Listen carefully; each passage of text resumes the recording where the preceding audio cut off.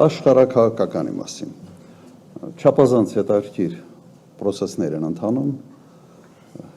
Հին աշխատակարգը փլվել է, նորը ձևավորվում է։ Եվ ամենից հետաքրքիրը այստեղ նա է, որ Միացյալ Նահանգները հենց իրենք են ապամոնտաժում այն աշխարհակարգը, որոնք հենց իրենք էլ ձևավորել են։ Եվ սա արձանագրված է Միացյալ Նահանգների անվտանգության նոր հայեցակարգում։ Բավական հետաքրքիր փաստաթուղթ է, ուղղակի մի քանի շեշտադրում։ Առաջինը Միացյալ Նահանգները ընդունում են, որ աշխարհը արդեն բազմաբևեռ է, ընդունում են, որ հրաժարվում են գաղափարական հեգեմոնիայից, հենց ոչ թե հեգեմոնիայից ընդհանրապես, այլ հենց գաղափարականից։ Հետաքրքիր արձանագրում, որ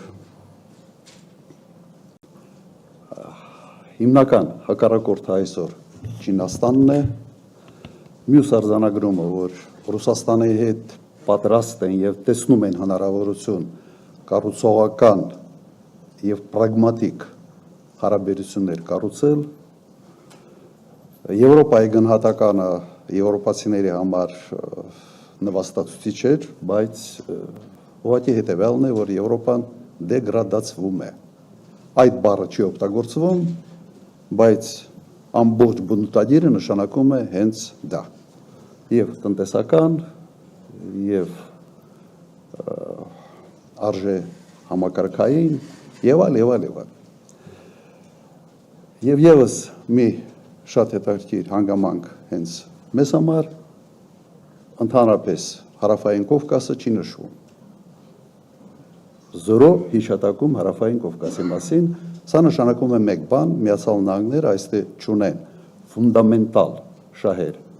ոչ տնտեսական, ոչ էլ անվտանգային։ Հիմա սա է իրականությունը։ Սա մի կողմից։ Մյուս կողմից Միացյալ Նահանգների նախագահը ասում է ուղղակի հետևյալը, որ իրեն չի հետաքրքրում միջազգային իրավունքը, իրեն զսպում է միայն իր բարոյականությունը եւ իր պատկերացումը աշխարհի մասին։ Եվ Միացյալ Նահանգների նախագահի գլխավոր խորհրդական անվտանգության հարցերով Միլլերը ասում է ուղղակի հետևյալը. մենք գերպետություն ենք եւ գործելու ենք եւ գործում ենք իբրև գերպետություն։